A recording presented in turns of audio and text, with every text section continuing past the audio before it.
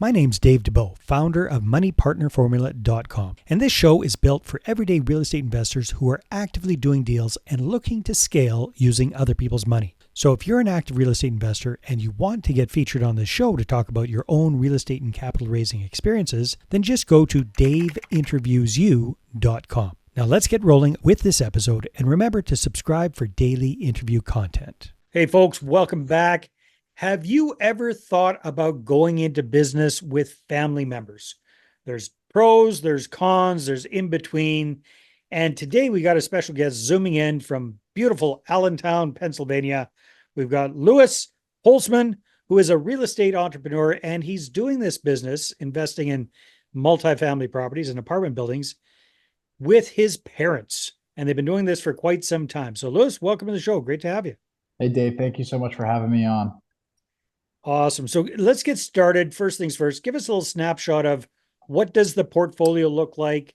How many properties, more or less, how many units, where are you located, that kind of stuff. Just a big picture overview. Sure, big picture. It's a kind of a conglomerate of addresses, but big picture, it's 5 different locations, 40 some units, and at this point, we're really focused on, I'll call it the C plus or B minus residential multifamily class, C plus B minus class of asset, and really providing some value add to those buildings. But that's what our acquisition strategy is at the All moment. right. So kind of smaller multifamily properties, 8 to 12 unit idea, Yep. that kind of idea. Yep. Exactly. Now you're Exactly. focused right now completely where you guys live in Allentown. Tell us a little bit about Allentown for folks that aren't familiar with it. What's the size? What's the population? What's it best known Sure. for? That kind of thing.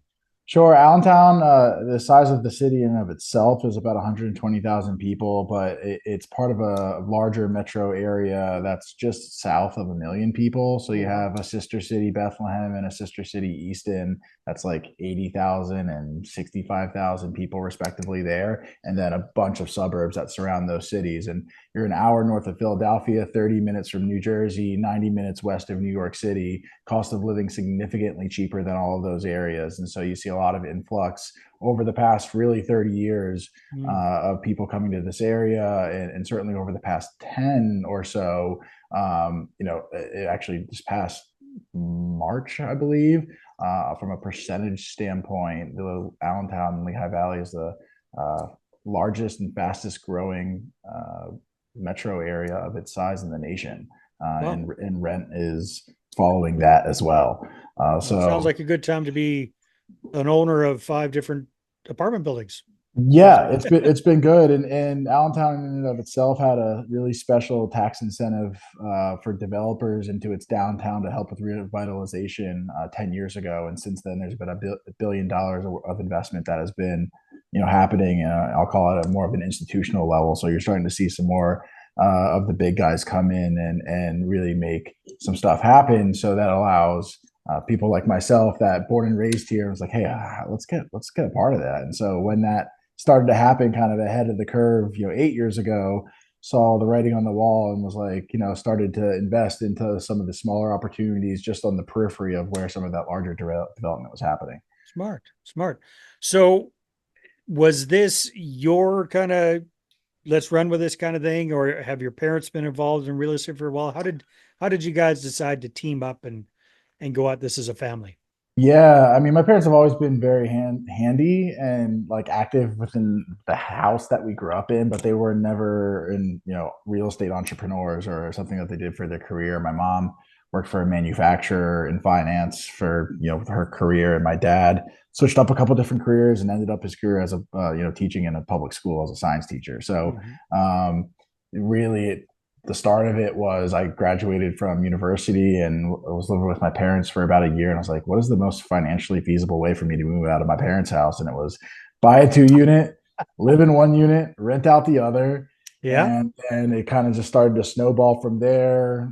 About a year later, my mom, she fully retired and she was like, oh, I would help and take part of this. So I brought her into the business. And then maybe 2 or 3 years later, my dad retired from his and brought him into the business. And so now, almost 8 years later, we have this business going. The three of us are running with it and My sister lives out in Pittsburgh. She's not formally part of the business, but she does have a small bookkeeping business. So she does help out with some of the back end books for us. So she is tied into the business a little bit as well. So um, it's fun. It's great to do things with the people you love and trust. And but it's also kind of never off. The Yeah. family outings, the dinner tables. Thanksgiving is talking business, and Christmas. Inherently, it ends up coming up just because it's what's happening in our lives, Yeah, and yeah. there Hey, is well, how definitely did is a you balance decide to that. how to divide up responsibilities and equity and that kind of thing? Or so it sounds like, you got the ball rolling. Your mom joined in a few years later, your dad joined in. Mhm. So, yeah, how do you guys divvy up who's doing what? Yeah, so really kind of blessed in that way. It's a full-time job, but also at the same time as we've scaled it to this point, uh, I haven't fully removed myself from my actual full-time job. So while I'm there during my day-to-day, I help drive a lot of the vision, a lot of the acquisition, do a lot of the networking, find the properties, do a lot of the underwriting, do a lot of the leasing with tenants. But like the day-to-day hands-on, hey, something happened here with a tenant, or go meet this contractor. Mom and dad have been able to really be there for that, and kind of in the process right now of even scaling them out of that Hmm. a little bit. And so that's the kind of our next challenge, and has so far so good. But that's been kind of the split as far as that goes. And in the back end, we all do a little bit. Like I said, I do some of the leasing. Dad certainly helps keep some of the things like the utilities, or tenant notices, or things like that pushed forward. And my mom, I mean, uh, she is a killer in finance. She worked her way up in manufacturing for those Yeah. 30 years, but she ended up leading the finance department for a Fortune 500. So she knows how to run a business, and the numbers behind that. And so that gives me the confidence in underwriting, in trying to do something, that So might she's be a she's your little checks and crazy. balances. She checks the balances, and our books are super clean, super tight, our reports. So that really allows us to, it gives me the confidence to keep pushing things forward. Cool. So it sounds like you guys have self-financed these properties to date. Did you kind of pool funds together, or how did that work as far as equity in the different projects? Yeah, it's self-funded entirely. I mean, it's definitely partnerships with banks, right? I Oh mean, yeah. we've I mean the down payments and the yeah, rental down costs and all that payments kind of stuff. for sure. But I mean, it's candidly, it's they were open to trying to diversify some of their retirement that they saved up through their careers, and so some Mhm. of it's through that. Some of it's through my retirement that I've saved up through my career thus far. Others is cash. Others is um, once you have some assets and you're able to start leveraging some of the equity in those to help Yeah. lessen the down payment needed for the next thing. So great partners as well. Being able to go out into the community and understand where are their financing options, where are there monies that could be available to do a certain type of specific project. And I'm well networked in the community here, and I've been able to find some of those opportunities that have gotten us 50, 75,000, little chunks here and there to help kind of push things along, grant facades, whatever it might be. Yeah. Um, so that's been helpful. Very cool. Very cool. So, Louis, it sounds like there's a lot of positives to working with your family. You mentioned, one of the negatives is you can never really quite turn it off. What are some of the other things people should consider if they're wanting to get into business with either their parents or parents with children or just siblings? What are some family dynamic things that people should take into consideration? Yeah.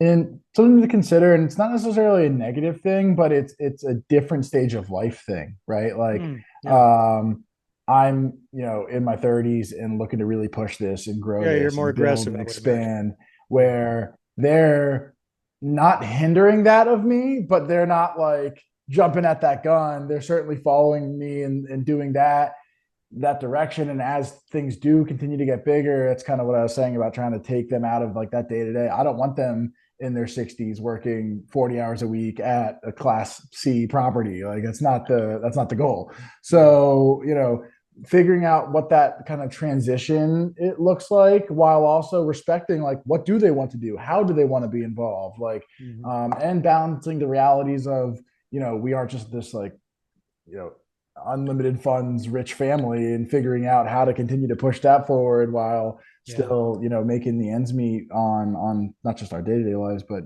within the cash flow of the properties is all a balancing act. Yeah, most definitely. So Lewis, what it sounds like some of the goals and plans for the future. What else have you got on the radar for the next, let's say, 12 months or so? Where would you like to see the portfolio going? In the next 12 months, if you could see like a 50% growth in the portfolio, unit size wise, that would be great. Um, or unit count, I should say.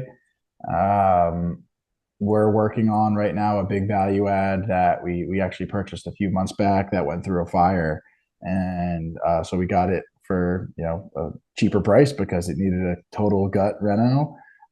But if we come out of that project like we should, it should give us a really nice balance and fun to be able to either recapitalize and hold it, or sell it for a nice come up and kind of make a bigger move. So that's kind of Nice. what's on my radar. Hopefully here in the next, I'll call it 10 to 18 months. Very, very cool. Are you seeing quite a few opportunities still available in your area for the kind of properties that you guys own? Yeah, Yeah. absolutely. I mean, there's always challenges, right? Financing is not what it was in 2022 or 2021. Mhm.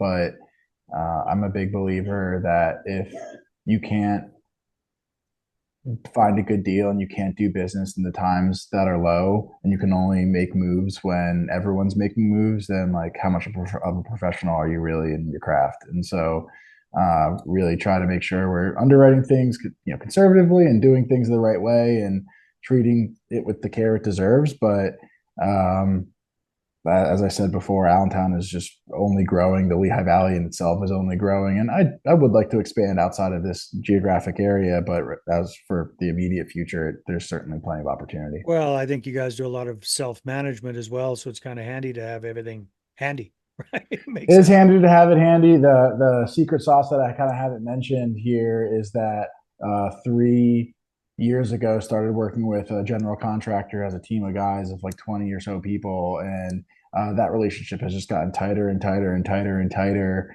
to the point of he's been able to help kind of take over some of that has been able to pull my parents out a little bit.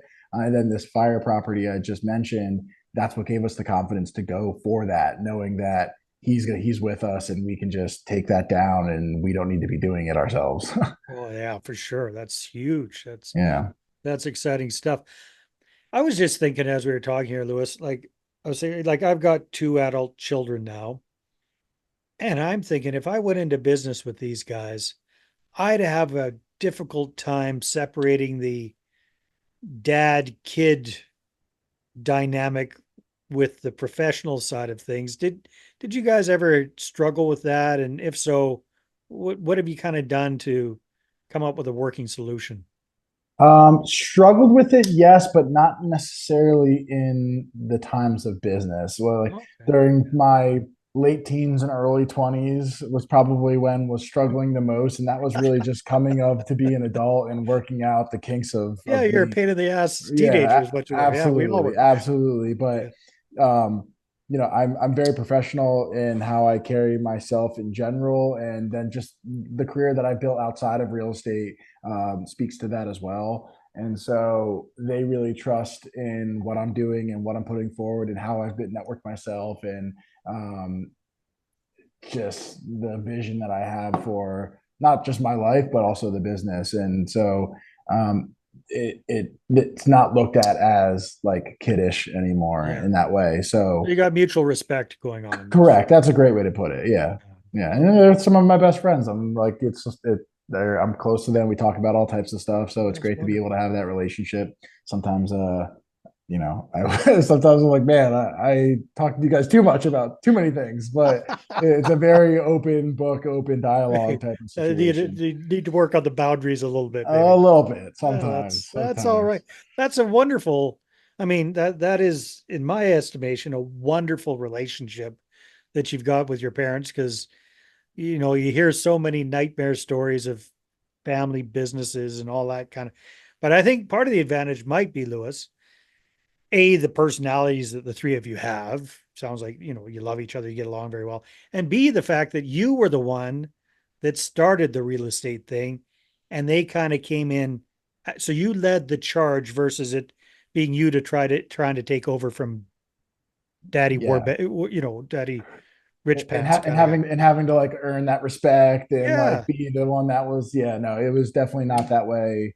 And they're very well respected in the community as well. I'm not Oh, trying to for paint sure. that picture at all, but Yeah. in regards to the real estate, it was totally new charted waters for Yeah. all of us, and certainly they were following my lead on jumping in. No, that is wonderful. Well, hey, I want to thank you very much for being on the show. I want to congratulate you for what you and your family have done so far and what you're planning to do and the fact that you just got it really, really tight. I think that's fantastic. Just hearing what your parents' different skill sets are and what you bring to the table, what everybody brings together as a team. I think you've just really got to, it'd be hard to find better teammates, family aside, like just skill set and personality Yeah. wise. I think it just really makes a good fit. So hats off to you for that. No, I appreciate that, Dave. And yeah, I'd echo the great team. And I think as we think about scaling into, a bigger business, I'm not trying to be like this massive global real estate company necessarily, but that's kind of where some of that advisory or employees and kind of figuring out those next stage, like, is a little bit down the line, but is certainly on the mind. No, that's fantastic. Louis, if people want to connect with you and find out more about what you're up to with real estate, where should they go? Really not much of a social media guy, so you can really only find me on LinkedIn, Louis Holzman on LinkedIn. But of course, you can go to our website, queencityrealty.net, and that'll take you, and you can see my mom and dad, you can see me, and all our portfolio that's hanging out there as well. Fantastic. All right. Well, thank you very much. And everybody, thanks for tuning in. We'll see you on the next one. Hey there, I really hope you enjoyed that episode. And as always, if you want to listen to more daily interview content, make sure you subscribe. And if you're an active real estate investor and you're doing deals and you'd like to get featured on this show, then just head over to daveinterviewyou.com. Now at moneypartnerformula.com, we help real estate investors to create a process for predictably getting capital so they can do more deals without relying on hard money lenders or the banks. We do this by building them a private capital marketing system. Now, if you want help turning yourself into a big money capital attraction machine, then book a call with our team to see how we can help. Just visit moneypartnerformula.com to find out more. All right, take care, and we'll see you on the next interview.